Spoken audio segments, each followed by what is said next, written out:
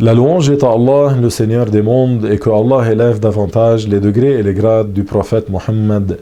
Lorsqu'on demanda au prophète sallallahu alayhi wa sallam quel fut le début de la création, c'est-à-dire comment cet univers a commencé, il a dit ce qui signifie Allah existe de toute éternité, alors que rien d'autre que lui n'est de toute éternité. Son trône, Al-Arsh, fut créé sur l'eau, et il a fait écrire toutes choses sur la table préservée, puis il a créé les cieux et la terre. Ce hadith était rapporté par Al-Bukhari. À la question qui lui a été posée, le messager sallallahu alayhi wa sallam a répondu qu'il n'y a pas de début à l'existence de Allah, c'est-à-dire que Allah est éternel, exempt de début, et rien n'est éternel sinon lui. En d'autres termes, Allah Ta'ala, lui seul, est de toute éternité.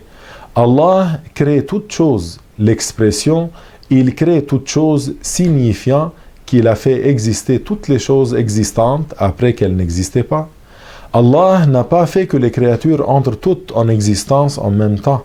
S'il l'avait voulu, cela aurait été. Mais Allah a créé les cieux, la terre et ce qu'elle contient de fleuves, de montagnes et de vallées dans 6 jours. La sagesse que l'on peut en tirer, c'est que Allah nous apprend la patience dans nos entreprises. La première des créatures fut l'eau. Le prophète a dit ce qui signifie, certes, Allah Ta'ala a créé toutes choses à partir de l'eau. Cela signifie qu'avant la création de la lumière, de l'obscurité, de la terre, des cieux, du trône et de la table préservée, Allah a créé avant toute autre chose l'eau. Il en a fait l'origine des autres créatures.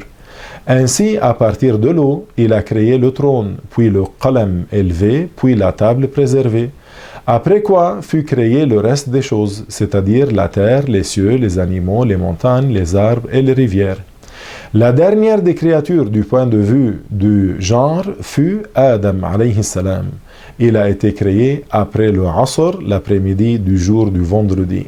Suite à mes propos, je demande à Allah de nous accorder les bonnes intentions, la bonne compréhension. Walhamdulillahi Rabbil Alamin.